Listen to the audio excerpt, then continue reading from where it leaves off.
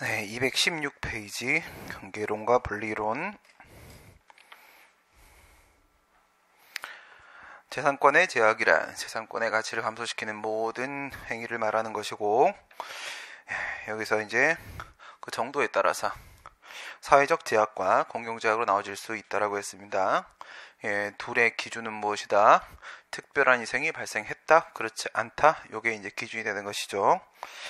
공용 부담에는 인적 공용 부담과 물적 공용 부담이 있는데, 그 중에서 물적 공용 부담 부분이라고 했습니다. 물적 공용 부담에서 이 물적 공용 부담 가게 되면 사실은 이제 세 가지 내용이 있는데, 지금 여기서 얘기하는 것들도 있지만, 공용 수용에 대한 문제 말고도 어떤 것도 있었습니까?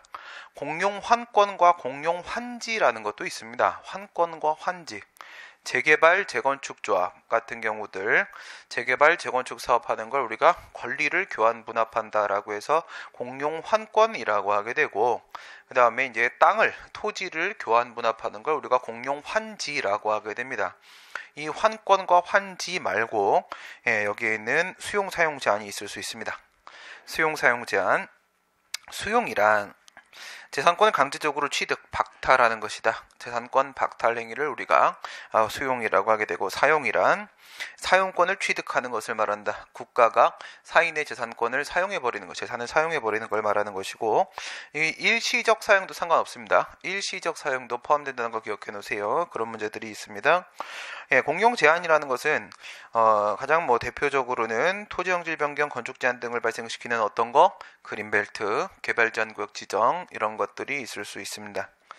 사회적 제약은 보상이 필요 없는 경우를 말하는 것이고, 1, 2항의 문제고, 공용 제약은 보상이 필요한 건데 이제 경계론 들어갑니다. 사회적 제약은 1, 2항이다. 그리고 공용 제약은 3항이다. 그 질적 정도에 따라서 경계선 일정한 문턱을 넘어서 사망으로 6월에 들어갈 수 있다라는 것이고, 여기서 사망으로 넘어갈 수 있다는 겁니다. 입법자의 보상 규정이 없지만, 입법자는 보상이 필요 없다고 판단을 내렸지만, 그렇다고 할지라도 해석을 통해서 2항이 사망으로 6월에 넘어갈 수 있다는 것이고, 사망으로 들어갈 수 있다는 게 핵심입니다. 사망은 가치보장입니다. 사망으로 들어갈 수 있다는 것은 바로 경계이론은 가치보장을 중심으로 구성된 이론이로구나 라는 생각을 할 수 있습니다. 사망으로 들어갈 수 있다는 것을 인정한다. 근거를 보시게 되면 독일의 연방 민사법원, 민사법원 쪽입니다. 수용유사침해 이론은 확장된 수용 개념을 사용하여 확장을 한다는 게 두 가지 측면이 있을 수 있습니다. 기본적으로는 두 가지 측면인데, 첫 번째는 확장된 수용 개념이죠. 수용이 아니라 사용과 제한도 어떨 때는 수용의 범위 안에 포함시킬 수가 있다라고 보는 거예요. 그래서 확장된 수용 개념이라고 하는 겁니다. 뭐까지도 포함한다고? 사용과 제한까지도. 사망에 독일 기본법은 수용만 규정하고 있었죠. 사망에 그 수용 안에 집어 넣어버리겠다는 겁니다. 그 다음 이제 두 번째 확장되는 측면은 바로 뭐냐면, 우리 재산권에 대한 의도적 침해가 있어야 된다고 했습니다. 직접적 제약이 발생을 해야 되는 건데, 간접적 제약도 일정한 경우에는 상황을 봐서 개별적 사안에 따라서 그 수용 안에 포함을 시켜서 보상을 인정을 하게 된다는 겁니다. 두 가지입니다. 수용이 아닌 거, 그 다음에 직접적 제약, 직접이 아닌 거. 수용이 아닌 거와 직접이 아닌 거. 그러니까 그 수용의 태양을 비추어 봤을 때 두 가지 측면에서 확장될 수도 있다라고 보는 거예요. 확장될 수도 있다. 지금 여기서 말하는 건 바로 뭐냐면, 수용 유사적 침해, 여기서 말하는 거는 수용 유사라고 했죠. 수용은 아니라는 거예요. 지금 수용은 아니라 무슨 말이야? 사용과 제한이라는 뜻이죠. 사용과 제한인데, 그 재산권 제약의 정도가 수용에 버금가는 경우에는 수용과 유사한 것으로 취급을 하겠다는 거예요. 그래서 이름이 수용 유사 침해 이론인 겁니다. 사용 제한에 불과하지만 그것이 수용에 버금가면 수용과 유사한 침해로 인정을 해갖고 똑같이 보상을 해주겠다. 그게 수용 유사 침해 이론이 됩니다. 이걸 이제 모태로 경계 이론이 만들어졌다. 얘네들은 수용 유사 침해 이론은 가치 보장을, 손실 보상을 해주려는 측면입니다. 그렇기 때문에 경계 이론은 어디에 발을 딛고 있다? 독일의 수용 유사 침해 이론에 발을 딛고 있다. 이거예요. 밑에 이제 분리론 보시게 되면 이 분리론 같은 경우에는 독일의 연방 민사법원 쪽이 아니라 독일의 연방 헌법재판소 쪽입니다. 헌법재판소 쪽에 자갈치지 판결 사건 여기에 발을 딛고 있는 게 분리론입니다. 앞에서 보신 것처럼 독일 같은 경우에는 2항과 3항이 딱 분리가 돼 있어요. 그렇죠? 분리가 돼 있죠. 예, 그래서 원칙대로 고소하자라는 게 독일 연방 헌법재판소 입장입니다. 그걸 선언했던 게 자갈치지 판결이었었고요. 그래서 여기에서 나온 게 바로 지금 우리 헌법재판소의 분리론입니다. 분리론 어디서 왔는지 생각해 보세요. 경계이론 어디서 왔다고? 수용의사 침해이론에서 왔다고. 민사법원 쪽. 그 다음에 분리론 어디서 왔다고? 헌법재판소 쪽. 자갈치지 판결 쪽에서 왔다고. 자갈치지 판결 쪽에서. 그래요. 그 다음 우리 판례 보시게 되면 방송사 주식 강제징용 사건에서 뭐라고 했냐? 수용 유사적 침해 이론은 하고 정의를 한번 내립니다. 국가나 기타 공권력 주체가 위법하게 공권력 행사를 할, 이 보세요. 위법이라고 얘기했잖아요.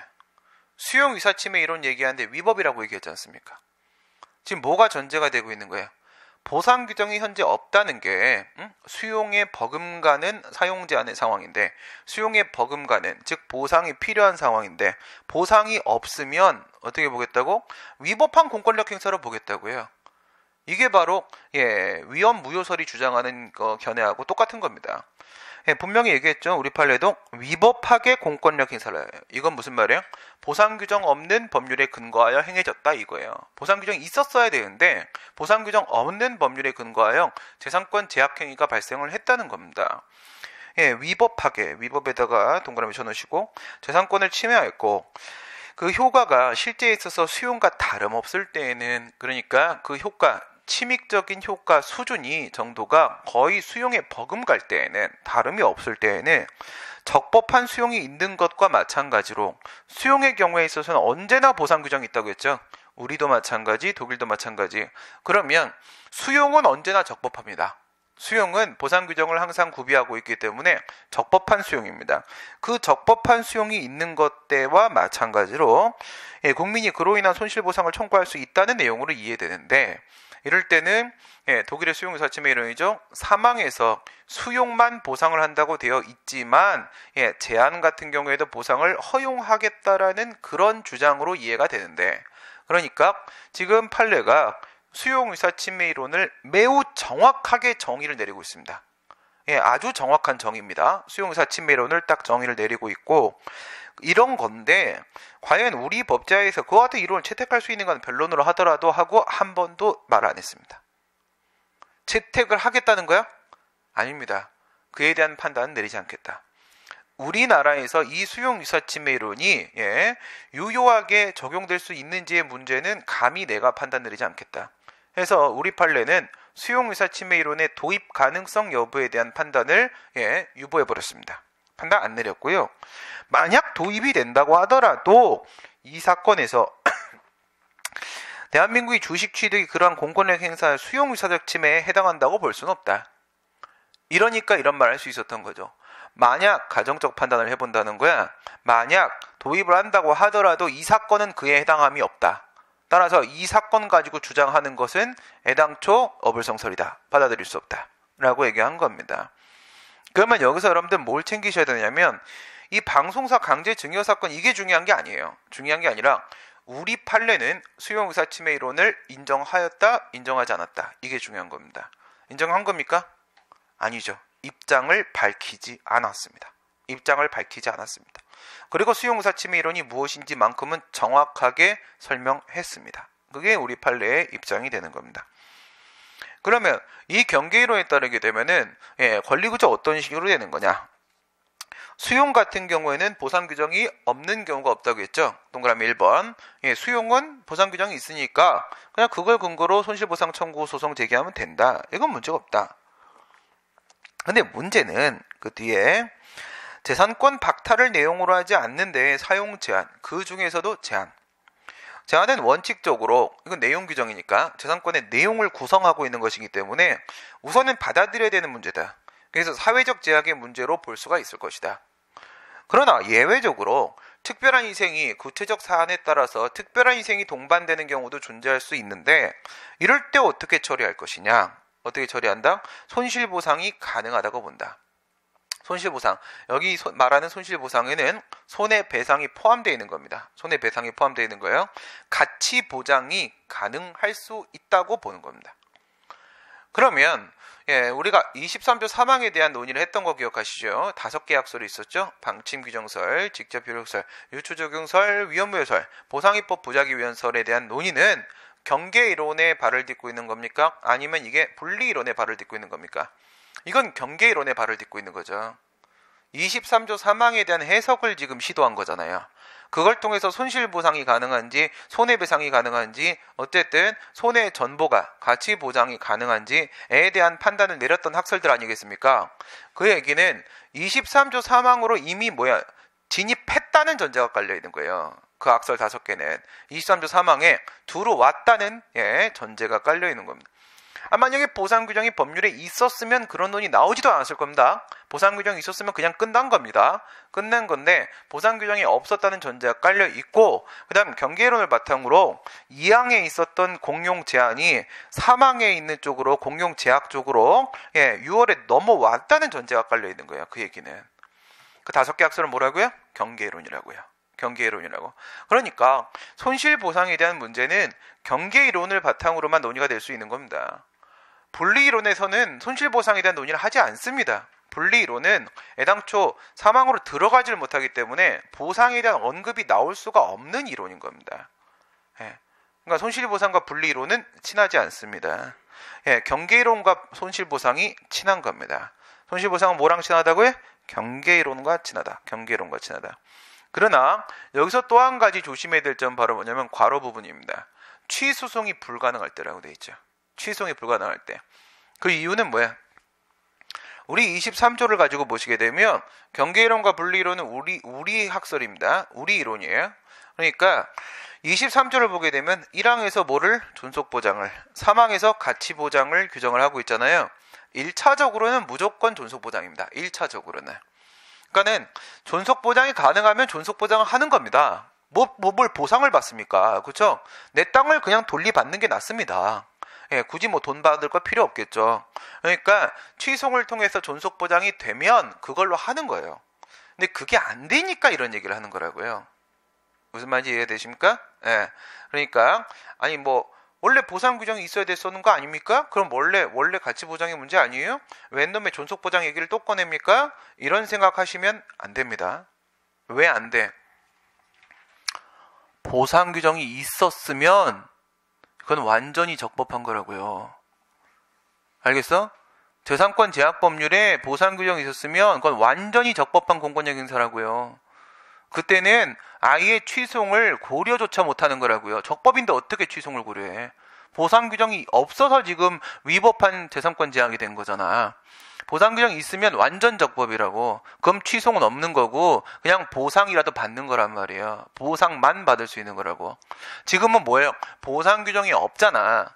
보상 규정이 없으면 위법한 공권력 행사가 되는 거잖아. 위법한 공권력 행사가 됐을 땐 우선 뭐부터 고려하는 거라고? 존속보장. 알겠어요? 취송을 통한 존속보장부터 고려하는 거라고. 만약 그게 실패하면, 그게 불가능할 때, 재속견 도가 불가능해지면, 그러면 이제 어떡할 것이냐, 그 문제가 생긴 거란 말이야. 그러니까 23조 1항에서 존속보장이 1차적으로 고려돼야 되는 것이라고 되어 있으니까 1차적으로는 무조건 취송부터 먼저입니다. 알겠어요? 취송이 되면 취송인 겁니다. 취송이 안 되니까 이 얘기를 하고 있는 거라고. 안 되니까. 오케이? 네. 그 다음에 분리이론 갑니다. 분리이론. 사회적 제약과 공용제약 1량과 3항으로 되어 있는데 완전히 독립된 제도다. 완전히 불연속 모델이다. 그러니까 보상 규정이 있으면 3항이 문제인 거야. 입법자한테 맡겨놨잖아. 법률로서 보상하되 그랬잖아.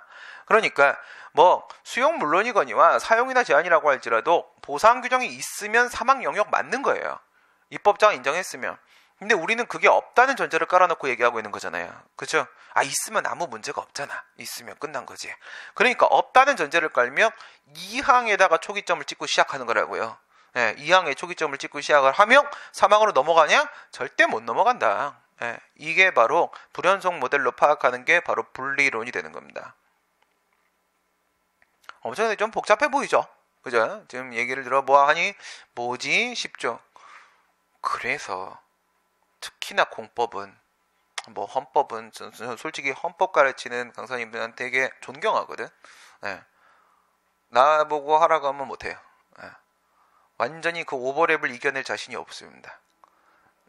저의 스타일은 찍어놓고 패는 거지 전체적으로 이렇게 하는 거를 상당히 취약하거든요. 네.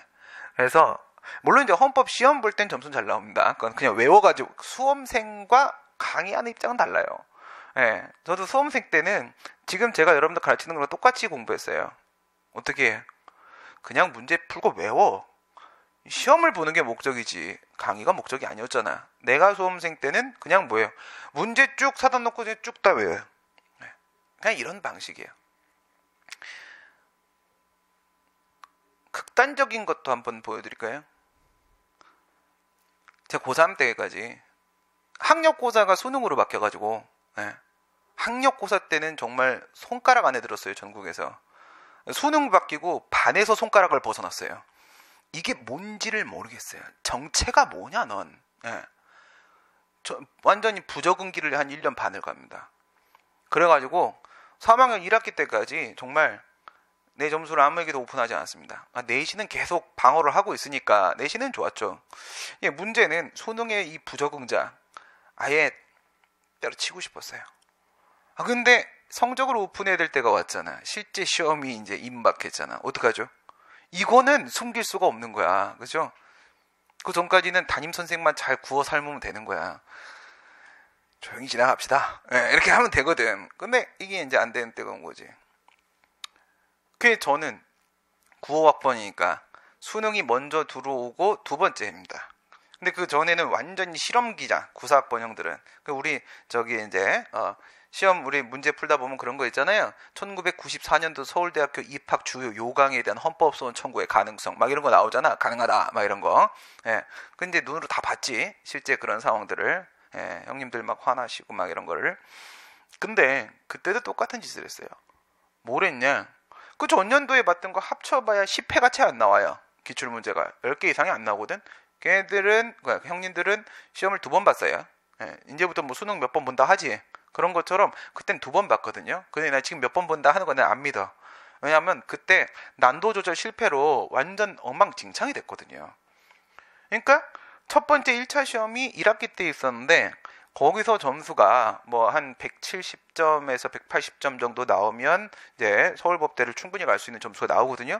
그 점수를 받은 형님들이 혹시라도 조금 더 안전하게 가기 위해서 2학기 때 보는 시험을 또 봤어요. 근데 140점대가 나왔습니다. 이래 되면 인서울이 아니라 아웃서울로 바뀌어야 돼요. 도대체 뭐냐는 거야. 난도 조절 실패니까 사람이 이 점수가 여기서 유지가 안 돼요. 더 올린다는 건 불가능. 물론 오른 사람들도 있어. 엉망진창이 된 거예요. 근데 본고사 준비를 해야 되는 시점인데 그래도 시험에 기회를 한번 준다는데 그걸 준비 안 할 수는 없어 사람이. 그렇잖아.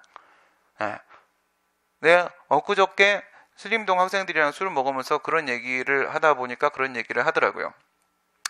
내 객관식 2개 해설집을 지금 쓰고 있는데 해설은 한 줄이다. 지금 제가 판례집을 거의 다 썼거든요. 판례집에다가 판례를 뭐 한 2천 몇 개가 되는데 거기다가 번호를 다 매겼어요. 1번부터 2천 몇 개까지. 이유는 하나예요. 해설집에 기출문제 해설집은 한 줄로 해설을 달고 거기다 이제 판례 번호하고 그 판례집에 있는 판례 그 번호 있죠. 574번 이거. 그것만 딱 써주면 끝나는 거잖아. 그러면 해설이 한 줄로 끝날 수가 있단 말이에요. 그 해설을 한 줄을 보고 이해가 된 사람은 그 넘어가면 되는 거고 이게 무슨 말인지 잘 모르겠는 사람은 판례를 확인해 보면 되는 겁니다. 근데 거기서도 애들하고 같이 충분히 공감을 지금 이제 애들은 수험생이니까 공감을 한 부분이 뭐냐면 어느 책이든 간에 주관식이든 객관식이든 어느 시험이든지 간에 어느 시험이든 간에 기출 해설이 이렇게 딱 달라붙는데 이거를 여기 나온 판례가 뒤에 또 나오고 또 나오고 또 나오고 하는데 근데 또 한 문제에 대한 해설이 이렇게 막 늘어지는데 읽어보면 별거 없지만 또 안 읽을 수가 없는 거야. 써 있으니까. 혹시 뭐가 있을까봐. 근데 읽고 나면 쌍. 한 번 또 읽고 또 쌍. 쌍 하다가 짜증나고 막 찢게 된다는 거지. 한 줄로 가고 필요한 사람만 보게 하면 되는 거 아니냐. 이 판례집은. 그런 거야. 똑같아. 있으면 안 읽을 수 없어. 시험도 있으면 안 볼 수 없는 거야. 준다는 내 기회를 보고 폭망하는 거죠. 자신감만 실추당하는 이상한 현상이 발생을 하는 겁니다. 예. 그래서 두 번 시험에다가 이제 그때 이제 94년도에는 모의 시험이 몇 번 있었어요. 한 서너 번 있었나? 합쳐갖고 한 7, 8번밖에 안 됐을 거예요. 시험은 2달 남았습니다. 이제 나의 실력은 이제 까이기 직전이야. 그럼 어떻게 해야 되냐? 시간은 없죠? 지금부터 교과서를 읽어? 예, 교과서를 열심히 읽었으면 난 그런 애들 난 인정 안 하거든? 교과서를 읽어봐야 수용하는데 뭘 읽기는. 예? 학원이 막 지금 같은 쪽집게 그런 게 있는 것도 아니야. 예. 그럼 어떻게 해? 혼자 해결 봐야죠. 방법은 하나예요. 전년도 기출밖에 없어. 그 전에 뭐 수능이 쌓여 있으면 뭐라도 어떻게 해봤을 텐데 뭐 흐름도 안 보여. 어디로 튈지도 몰라. 그러니까 그냥 그 기출을 이해도 안 되면서 그냥 2달 동안 문제를 통으로 외운 거예요. 아니 요거밖에 안 돼요. 그냥 외워. 그대로 외우죠. 내용 몰라도 됩니다. 이거를 외우고 있으면 무슨 현상이 발생하냐면 시험 문제가 나오잖아. 여기랑 여기랑 어디가 토시가 바뀌고 어디가 단어가 바뀌었는지가 체크가 돼요. 그러면 그때와 같은 지문은 답이 아닐 거예요. 예, 이렇게 좁히면 답을 찾을 수 있어. 그러니까 이 상태를 그대로 유지하고 가야 되는 거야. 어쨌든 남들처럼 원래의 기초 체력이 아니니까 그대로 외워서 가서 그대로 시험 보고 이렇게 빠지잖아요. 그래도 1% 안에 들어가요. 무슨 말인지 알겠어요? 시험은 철저히 기출 게임입니다. 문재인 대통령님은 뭐야? 사람이 먼저다. 나는 기출이 먼저다. 이겁니다. 문제가 먼저다. 문제만 풀면 게임은 끝납니다. 문제만 풀면 게임 끝난다는 얘기를 왜 끝내지? 크리스마스에서. 네, 그렇게 생각하시면 되고, 크리스마스에서 되게 중요한 메시지였네. 또 까먹어서 하여튼 이놈의 머리에는 상당히 심각한 문제가 있네요. 네. 그래. 예, 분리이론을 생각을 해보시게 되면 1차적으로 우선 취송이 되는지 안 되는지 경계이론에서도 먼저 판단을 했습니다. 분리이론은요.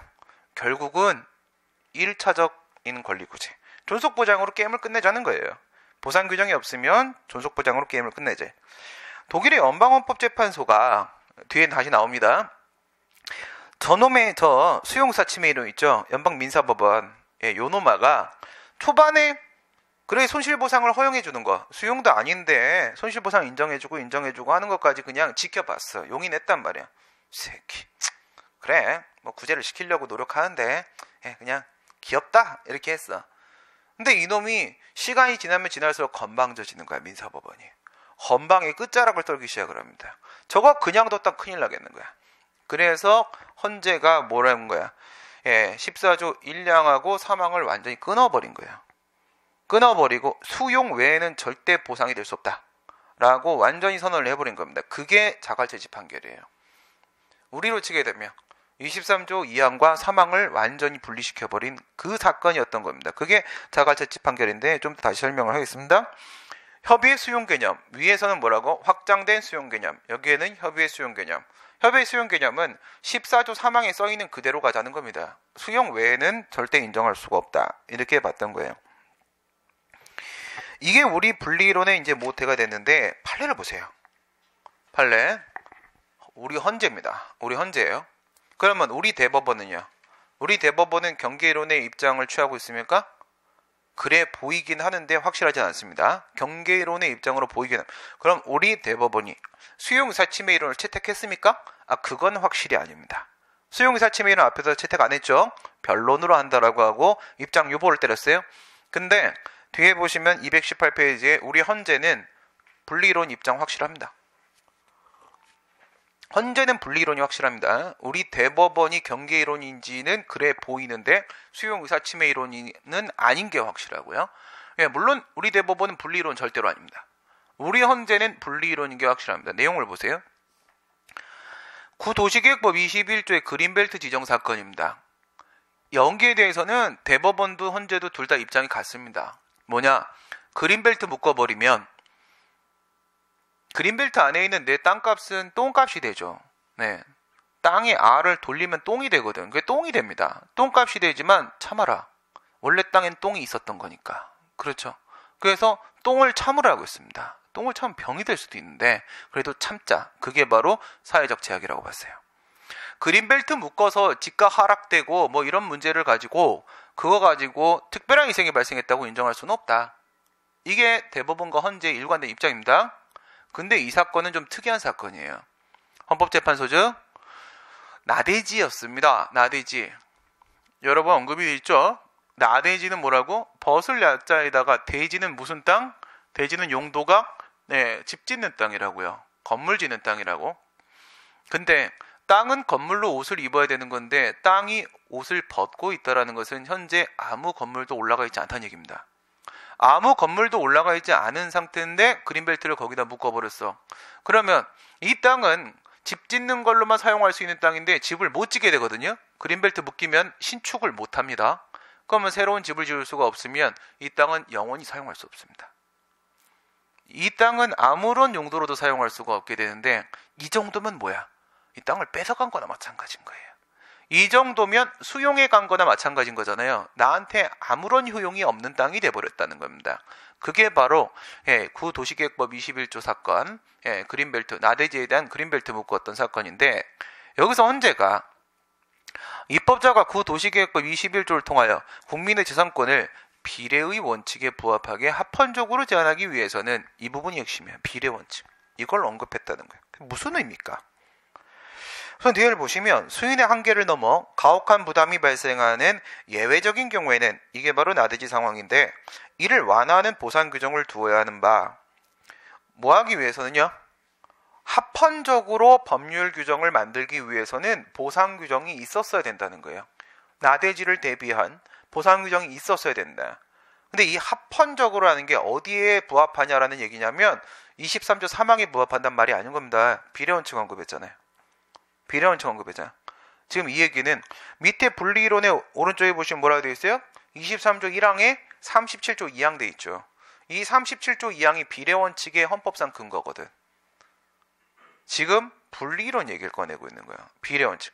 합헌적으로 규율하기 위해서 보상 규정을 두었어야 되는데 이 보상 규정은 입법자가 23조 1항 2항에 의하여 재산권 내용을 구체적으로 형성을 하고 공공의 이익을 위하여 재산권을 제한하는 과정에서 이를 합헌적으로 규율하기 위해 두어야 되는 규정이다.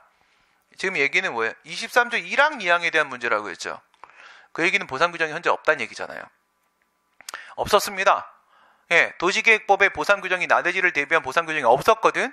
그러면 분명 사망의 문제는 아니라는 거잖아. 지금 이 법률 상황은 사망 문제가 아니라는 거예요. 1, 2항의 문제라는 거야. 그러면 1, 2항에 있는데 이게 위헌이 아니려면 합헌이 되기 위해서는 그 재산권의 본질적 영역을 침해해서는 안 되는 거고요. 그럼 이거 본질적 침해한 겁니까 아닙니까? 나대지에다가 그린벨트 묶어서 이 땅을 전혀 사용할 수 없게 해버리게 되면 그 재산권의 본질적 침해를 한 겁니까 안 한 겁니까? 한 거죠. 본질적 영역을 침해해서 안 되는 거고 만약 본질적 영역이 침해가 될 때는요. 그에 따른 경과조치로 조정조치로 보상 규정을 넣어줘서 그 침익성의 정도를 낮춰주라는 겁니다. 그래도 돈을 주면 그 침익의 정도가 낮아질 거 아니겠습니까? 낮아지면 다시 사회적 제약 범위 안으로 다시 내려갈 거 아니겠습니까? 그러면 1, 2항의 규정으로 본다고 하더라도 보상 규정 1, 2항의 문제로 본다고 하더라도 합헌적 규율이라고 말을 할 수 있게 될 거 아니겠습니까? 무슨 얘기예요?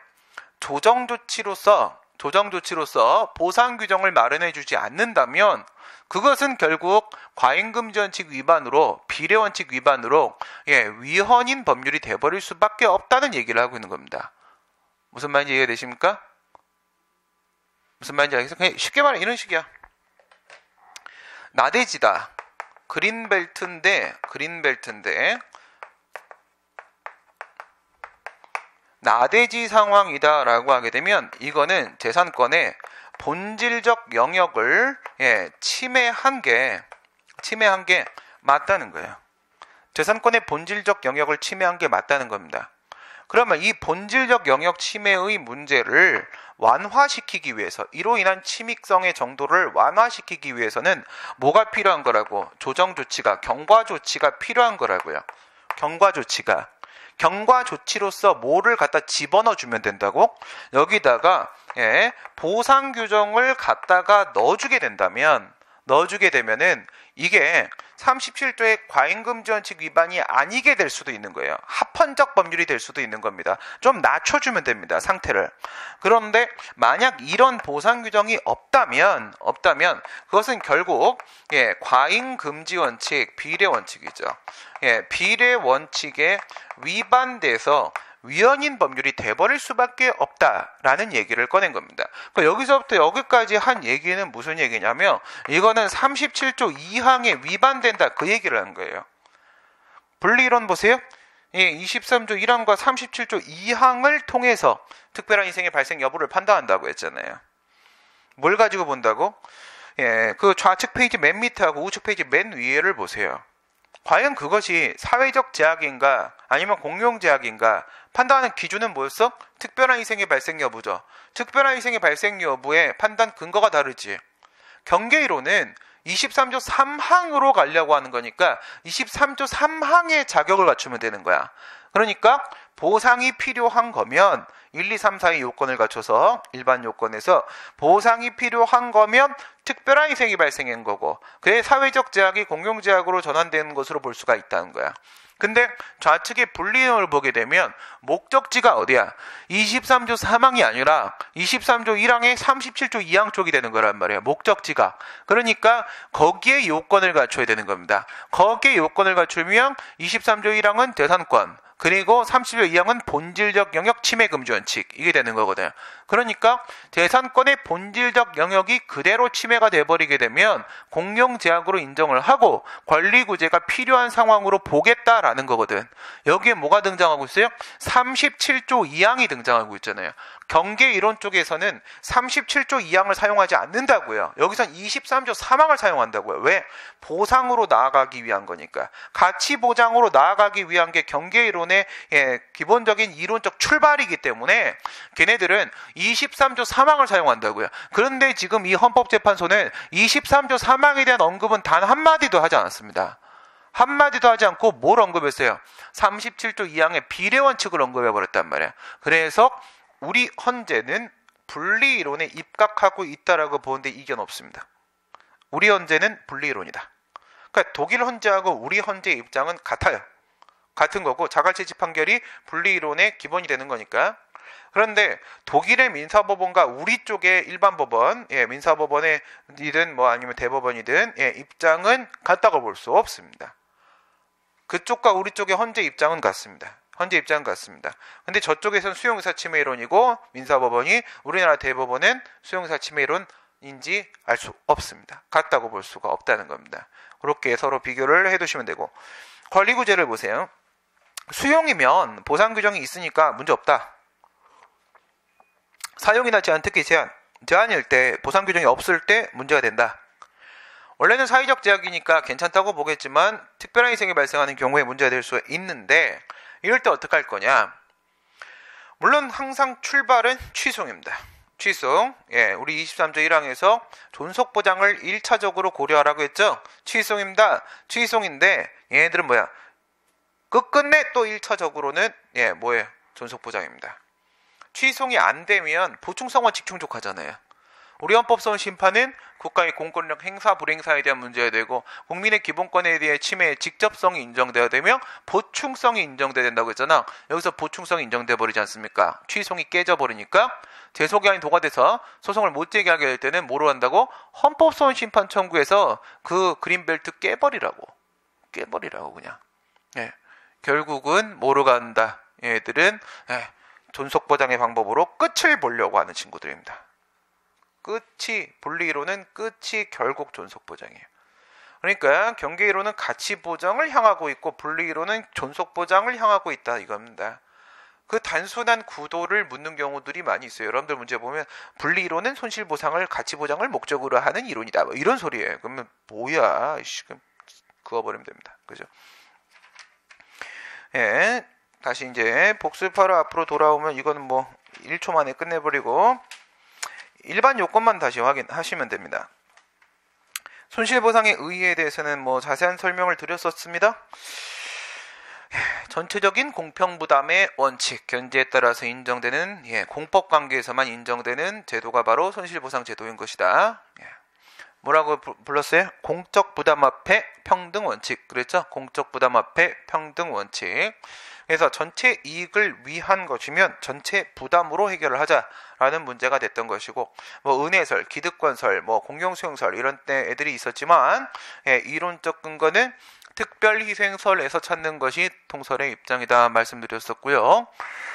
그리고 이제 헌법상의 근거는 23조에서 찾았었고, 법률적인 근거는 손해배상은 국가배상법이랑 일반법이 따로 있지만 손실보상은 그런 게 따로 없어서 개별법을 근거로 인정될 수밖에 없다.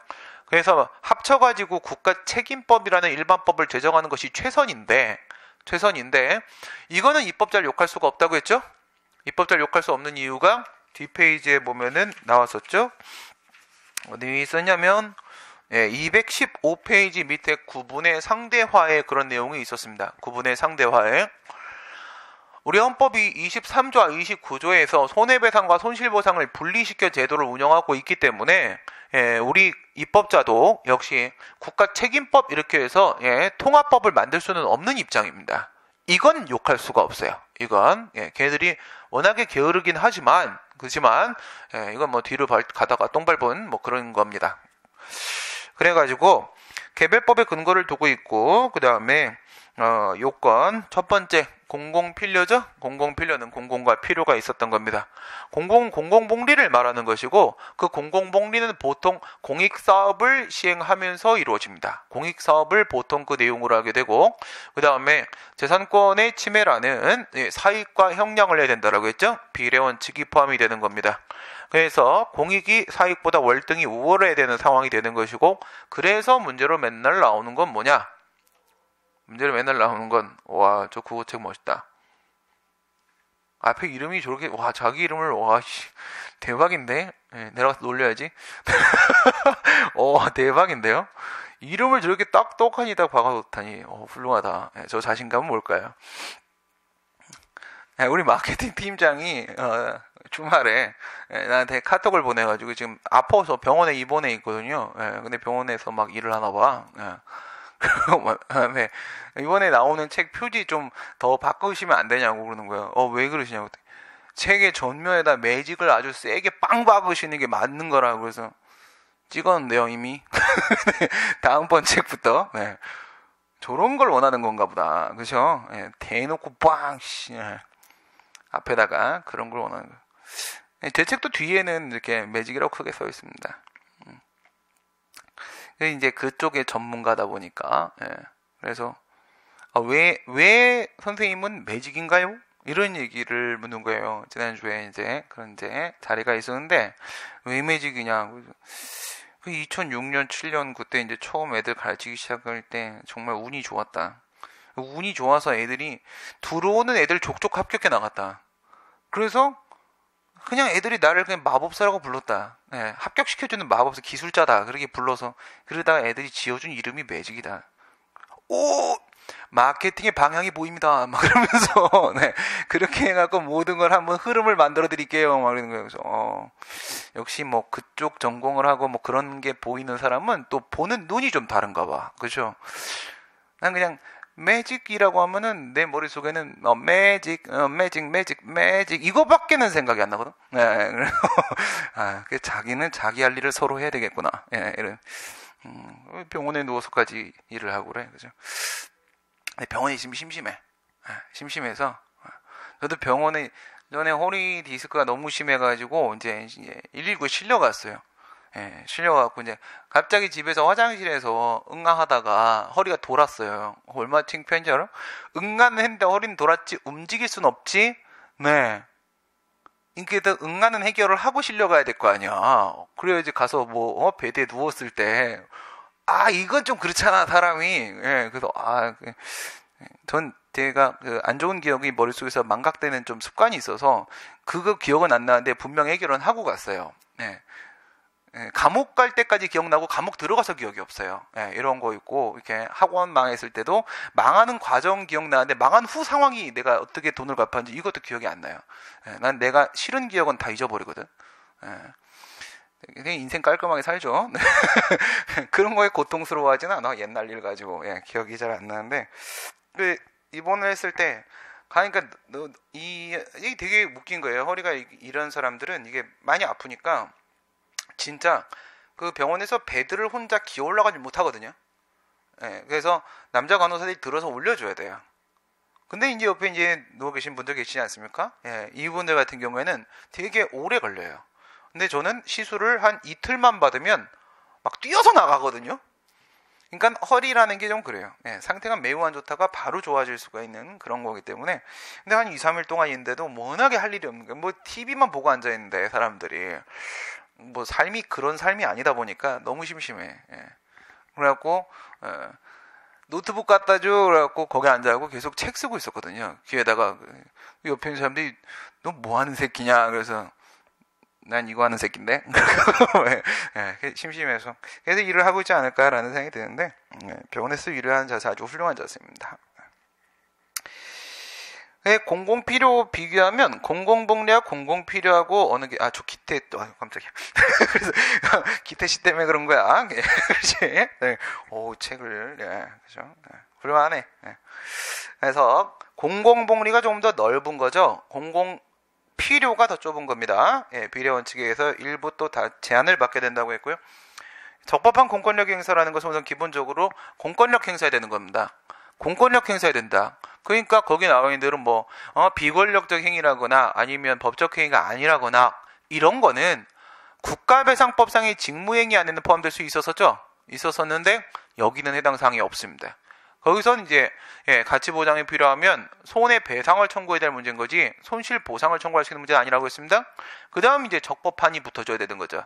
공권력 행사라는 전제가 깔렸으면 그 다음엔 적법해야 되는데 이 적법이라는 것이 일응적법이지 최종적인 적법을 말하는 게 아니라고 했습니다.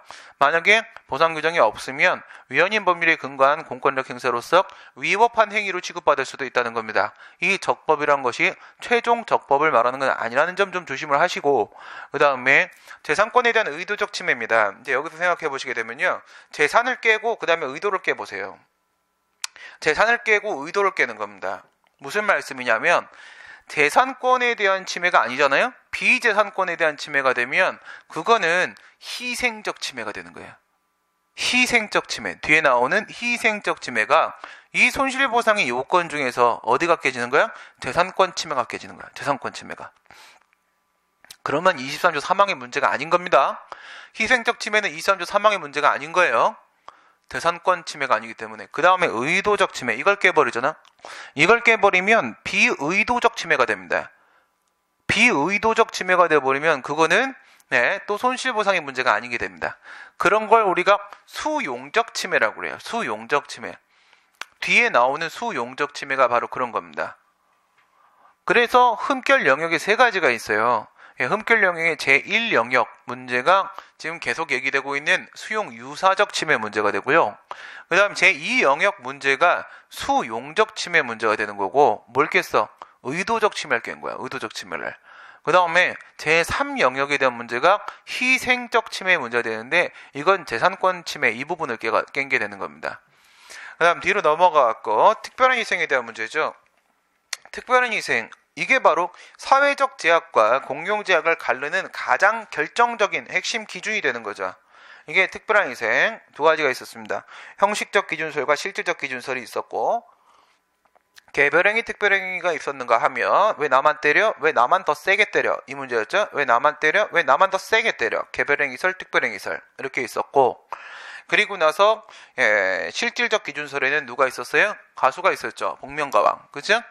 가수용배 중상입니다. 가수용배 중상. 용배라는 김용배, 박용배, 심용배는 좀 안 어울리잖아. 그죠? 심용배. 심은 뭘 갖다 놔도 안 어울려요. 심은 신민이 제일 잘 어울려요. 신민이. 그죠? 신민이 제일 잘 어울려요. 알겠어요? 그 지난번에도 그랬더니 엊그저께도 사이트에다가 내 이름을 대문짝만하게 써놔서 대문짝만하게 설명해서 둘이 모든 거 설명한다고 대문짝만하게 신민 이렇게 써놨어요. 신민. 웃으면서 얘기했지만 난 그 디자이너 반드시 잡아 족칠 겁니다. 네. 예, 그 이제 팀장한테 내가 그랬지. 아, 나를 얼마나 싫어하면 이랬을까. 나를 자신의 어떤 신하로 보고 있는 거 아니겠는가. 신민이라는. 그래서 내가 커피를 꼭 한 잔 대접하고 싶다고 전해달라. 예, 커피를 얼굴에다 부어버릴 겁니다. 내가. 어디 남의 성씨를 바꿔요? 뼈대에 있는 가문입니다. 심씨 종손이에요, 우리 집이. 제가 종손이 아니고 형이 종손이고. 네. 종손이면 여기서 이러고 있지 못하지. 그치? 예. 매일 제사 지내야 돼요. 정성선이면, 그죠? 매일 제사 지내야 되는 거죠. 예. 제사 지내다가 날 새죠. 예.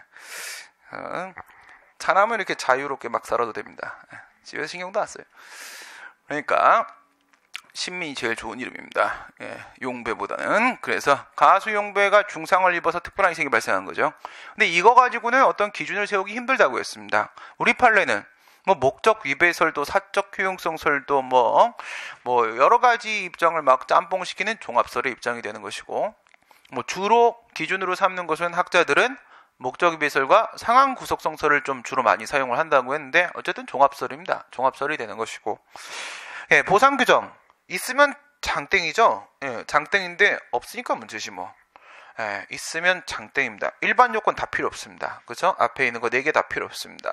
없을 때 우선 헌법으로 뛰어가는 것은 너무 섣부르죠.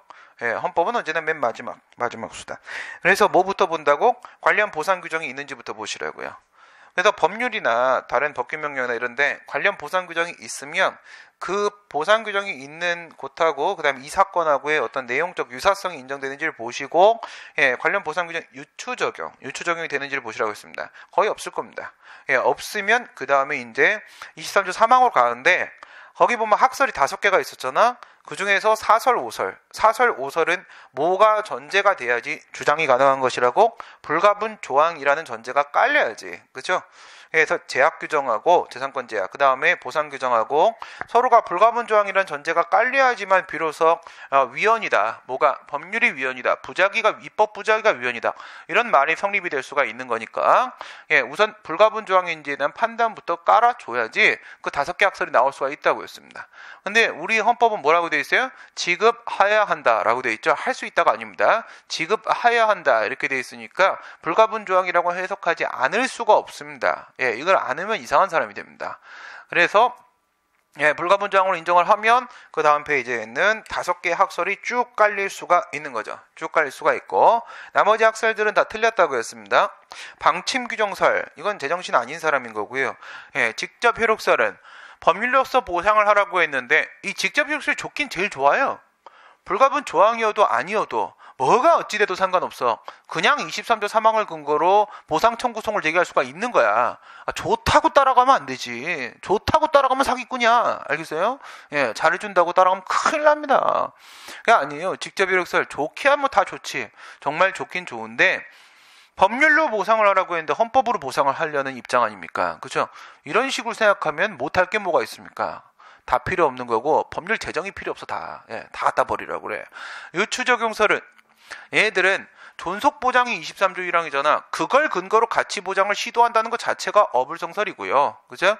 예, 11조도 역시 이와 같은 적극적인 보상의 근거가 될 수는 없는 겁니다.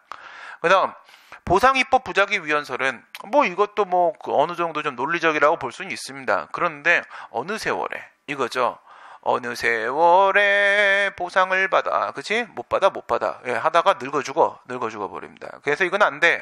위헌 무효설이 다수설이고 위헌 무효설이 가장 논리적입니다. 다만 문제가 있었죠. 뭐가 있어요? 위헌인 법률에 근거한, 예, 위헌인 법률에 재산권 제약 법률, 예, 공권력 행사 처분이 돼버리는데 특징이 2가지잖아. 하나는 취소 사유, 하나는 과실 없음, 이 문제가 되어버린다고 했습니다. 이 위법 무과실의 문제가 발생을 하는 거죠. 아까 봤던 것으로는요, 전체 그림에서 3번째 칸에 걸리는 상황이었었습니다.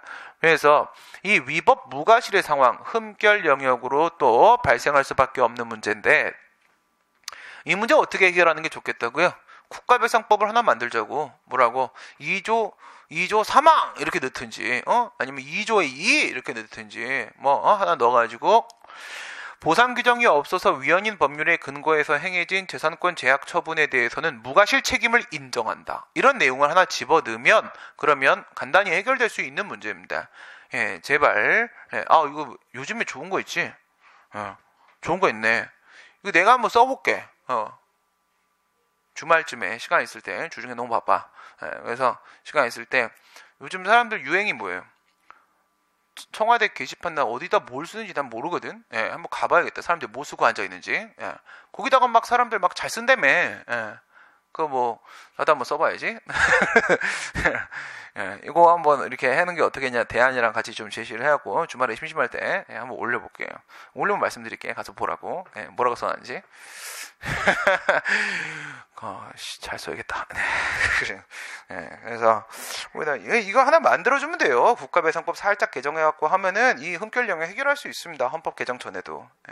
헌법을 개정을 하게 되면 이제 18년에 개정할 거잖아. 개정할 때는 23조, 29조 이제 통합시키면 되는 거고. 통합시키면서 박정희 영령 하나 없애버리면 되는 거고. 이중배상 그렇게 하면 됩니다. 넘어가시고 갖고 이제 수용 유사적 침해로 가시는 거죠. 이게 첫 번째 흠결 영역이에요. 들어가기 전에 220페이지 살짝 보고 나서 쉬었다가 수용유사 침해로 들어가겠습니다. 220페이지 손해전보제도의 흠결 영역 요거 있는데 그거 이제 오른쪽에 한번 봐봐요. 221페이지 중간에 의 보시면 수용유사적 제약 이렇게 해가지고 이제 저는 침해라는 표현을 지금 다 제약이라는 표현을 사용을 하고 있는 것밖에 차이가 없습니다. 이 침해라는 표현은 판례가 썼기 때문에 자꾸 이렇게 쓰는 건데 침해는 잘못된 표현입니다. 잘못된 표현이고 위법한 행위에 의해서 발생하는 권리 제한을 침해라고 부르는 겁니다. 그래서 법률 용어를 제대로 사용을 하면 침해라고 하면 이해를 할 수가 없어요. 그러니까는 나도 충분히 이해해. 다른 분들이 헷갈려 하시는 이유가 뭔지. 이거는 유지태 교수님, 박종수 교수님 빼고는 다 책을 잘못 쓰셨거든요. 다 침해라고 써요. 침해라고 쓰면 진짜 제한과 침해와 제약의 구별이 안 돼요. 그래서 교수님들 책도 마찬가지로 도저히 이해될 수 없는 글입니다. 그 사람이 무슨 말을 하고 싶은지 알아들을 수가 없어요. 우리가 용어를 막 혼용하면 안 됩니다. 알겠어요? 그래서 정확한 표현으로 사용을 하고 있는 것 뿐이고요. 제약에다가 여러분들이 문제를 출제될 때는 제가 사용하는 제약이라는 표현에다가 침해라는 표현으로 대체시켜서 읽으면 다 읽힙니다. 처음에 여기다 침해라고 내가 써놓으면 여러분들도 역시 딴 학생들과 마찬가지로 이해할 수 없게 될 겁니다. 여기 한번 빠지면 도저히 헤어나올 수가 없어요. 침해라는 표현 하나 때문에. 그것 때문에 다 논리가 깨집니다. 그러니까 제약이라고 쓰고 있는 것이고요. 근데 거기 보시면 뭐라고 되어 있냐면 1영역이 수용유사적 침해고 수용유사적 제약, 그 다음에 2영역이 수용적 제약, 그 다음에 3영역이 희생적 제약 이렇게 되어 있죠. 그 중에 비재산권 침해는 완전 특이한 상황이기 때문에 빼고 1, 2가 바로 220페이지에 나오는 겁니다. 220페이지 중간으로 한번 들어가 보세요. 원래는 뭐야? 수용. 그죠? 수용. 수용은 특별한 희생 측면을 말하려고 하는 겁니다. 수용. 그리고 나서 오른쪽에 의도적 침해라고 표현했던 거 있죠? 의도적 제약이라고 했던 거. 그거를 직접 제약. 지금 이 재산권 제약 행위에 의해서 그 사람의 재산권이 직접적으로 제약을 받아야 되는 겁니다. 직접 제약. 이게 기본이야. 이러면 무조건 보상 규정이 있다는 거예요. 이런 상황임에도 보상 규정을 안 두는 입법자는 없습니다. 네. 그건 제정신 아니거든. 이러면 있는 건데 이제 위쪽으로 밑에 쪽으로 한번 내려보세요. 위쪽으로 올려보게 되면 위에 두 개가 있죠. 밑에 두 개가 있죠. 거기를 비교를 해보면 위쪽에는 뭐가 바뀌었어? 직접적 제약이 간접적 제약으로 바뀐 거야. 알겠지? 직접적 제약 밑에 같은 경우에는 공용 수용이 공용 제한 그린벨트와 같은 경우로 바뀐 거예요. 그러니까 왼쪽이 바뀌었는지 오른쪽이 바뀌었는지를 비교해 보면서 위쪽으로 아래쪽으로 비교를 해보세요. 그런데 맨 꼭대기를 보게 되면은 이거는 간접적 제약인데 뒤에서 수용적 침해 쪽에서 다시 설명을 합니다. 간접적 제약인데 그냥 간접적 제약이야. 직접적 제약 수준 정도까지의 재산권의 제약의 정도가 그 정도에 달하는 게 아닙니다. 이건 그냥 사회적 제약이야. 필요 없습니다. 그냥 밑으로 내려가시면 공용 수용이 아니야. 공용 수용이 아닌데 이게 공용 수용이 아닌데 공용 수용에 버금가는 정도가 아닌 거야. 맨 밑에. 그럼 이것도 사회적 제약이죠. 이것도 역시 보상 필요 없습니다. 갖다 버리고요. 사회적 제약이고 그러면 이제 중간에 3칸인 겁니다. 중간에 3칸인데 중간에 3칸은 우리가 알고 있는 사망의 공용제약으로서 특별한 희생이 발생한 상황이라고 볼 수 있는 곳이에요. 예, 볼 수 있는 곳인데 여기서 이 딱 세 번째 칸은 보상 규정이 있는 거라고. 여기 문제가 없단 말이에요. 위쪽에 간접적 제약인데 특별한 희생이 있을 때, 밑에 공용 제한인데 특별한 희생이 있을 때 거기를 수용적 제약이다, 그 다음에 수용 유사적 제약이다 이렇게 부르는 거야. 여기가 보상 규정이 없을 거란 말이죠. 여기가 일반적으로 없어요. 이럴 때 우리가 과연 법을 어떻게 해석해야 될 것인가, 이 문제가 발생하는 거고, 이게 흠결 영역의 기본인 겁니다. 이게 기본이고, 출발점은 수용 유사적 제약, 여기서부터 상황이 시작이 되는 거고요. 독일 애들이 거기서부터 끌어냈기 때문에 그래요. 걔네들의 첫 번째 실타래가 수용 유사였습니다. 수용 유사. 우리도 그래서 수용 유사부터 논의를 시작을 해요. 수용 유사로 시작해서 수용적 제약으로 넘기고, 그 다음에 좀 약간 생뚱맞은 희생적 제약까지 토스를 시키면, 왜 거기까지 가는 거냐면 걔네들이 지금 희생적 제약까지 보상을 해주고 있어요. 걔네들 독일 애들의 논의의 끝이 희생적 제약이기 때문에 그래요. 그래도 우리도 또 희생적 제약에서 끝을 보는 겁니다. 그러니까 걔네들이 이미 만들어 놓은 루트에 따라서 경로 의존성에 따라 우리도 쫓아가고 있는 거야. 그냥 흐름이 뭐로 간다고? 1 영역이 수용 유사적 제약, 2 영역이 수용적 제약, 3 영역이 희생적 제약, 이렇게 점점 손해 전보 영역이 확대돼 가는 겁니다. 여기서 손실보상에 대한 논의를 매듭 짓고 마무리 짓는 거예요. 흐름이 뭔지 아시겠죠? 네. 그러니까 큰 그림을 그려야 된다고. 큰 그림을 머릿속으로라도 그려야 됩니다. 그려놓지 않으면 이게 어디서 튀고 있는 건지 알 수가 없는 거야. 알겠어요? 이걸 그림을 가지고 정리를 하시기 바랍니다. 이 그림을 만들어냈을 때 정말 혼자 유레카를 외쳤어요. 오와, 빨리 외쳐. 쉬었다가 하겠습니다. 네, 오면 바로 해쳐줘. 알겠지?